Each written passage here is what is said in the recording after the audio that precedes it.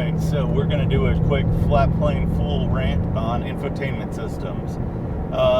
Basically, I wanted to address this trend that's coming up in newer cars. The faux tablet glued onto the dash thing. So we started out with the giant screen that came out in the Model S. That thing was great. It was built into the dash. It was well designed. It was well orchestrated into the interior.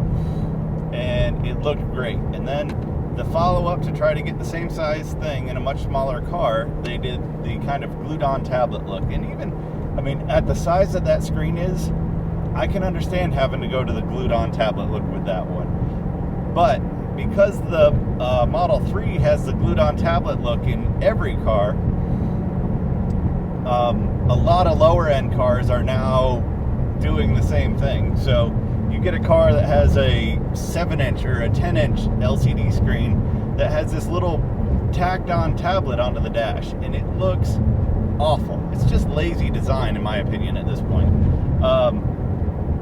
If you have a screen that's built into the dash, you can probably do something about replacing it later or updating it later or doing something along that line, especially if it's a double-din-ish or thereabouts looking unit.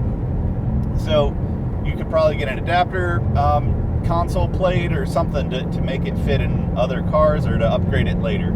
And that's a big deal because, you know, when I was shopping for cars, you guys know I ended up with a GT350. Kind of known I wanted this car since they announced it, but I did test drive a bunch of other stuff from a Gen 5 Viper to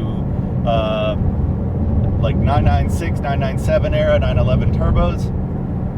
And a lot of the cars that I liked for the price that I had in mind were kind of written off because of the fact that,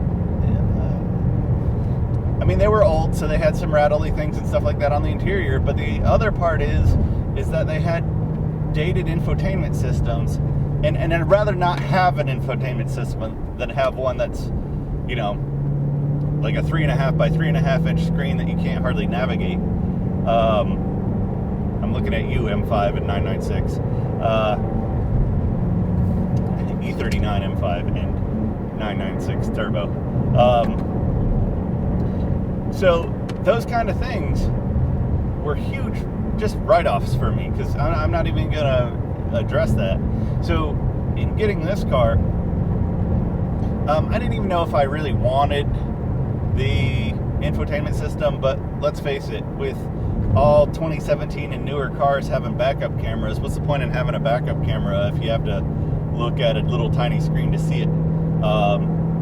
So having the much larger screen where the backup camera is much more visible and easy to use was a plus.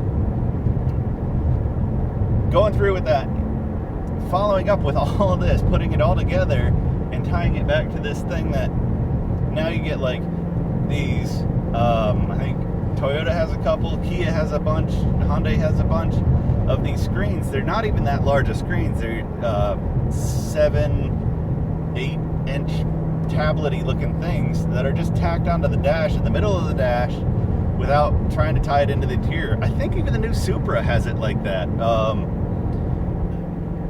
Cars that you're paying way too much money for somebody to just completely lack interior design technique when they do it. It's just laziness to me, and I don't understand why they went down this road or why this is a trend, but they need to kill it, and they need to kill it quick, because I can't understand why a designer, and I know designers, I work with them all the time, I can't understand if it's a management decision that's saying, hey, we need to fit a bigger screen in here, don't make it look like it fits on the dash, or if they actually think that having this knockoff little cheap tablet thing glued to the dash is a good idea. I mean,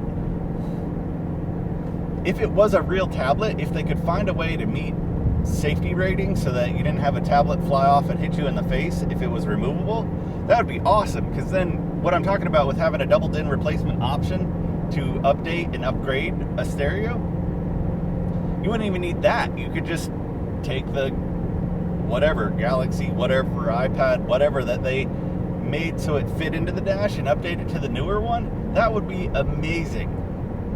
They won't ever do that, but that would be like the best solution. that would be the only way that I would accept this like glued on tablet look. But the truth is I'm sure if you get rear-ended and you have a 1-pound tablet on your dash and that thing comes flying at your head, it's probably not going to look good in a crash test. So I get why they don't do that, but until they can do that, stop making this stuff look like a tablet on the dash. And it doesn't even look like a good tablet. It looks like, one of those Leapfrog or Fisher-Price My First Tablet things glued onto the dash. So the bezels are huge. The thing is just large and clunky. The touchscreen's not even that responsive. If you're not gonna try, just don't do it. I'd much rather have no screen and or not no screen, but like the old style LCD thing that they used to do. I can't even think of what it's called right now, but if you're gonna do it halfway, just don't do it at all. Anyway, that's all I got on infotainment systems, but I hope you guys have a good day, and I will talk to you later. Bye.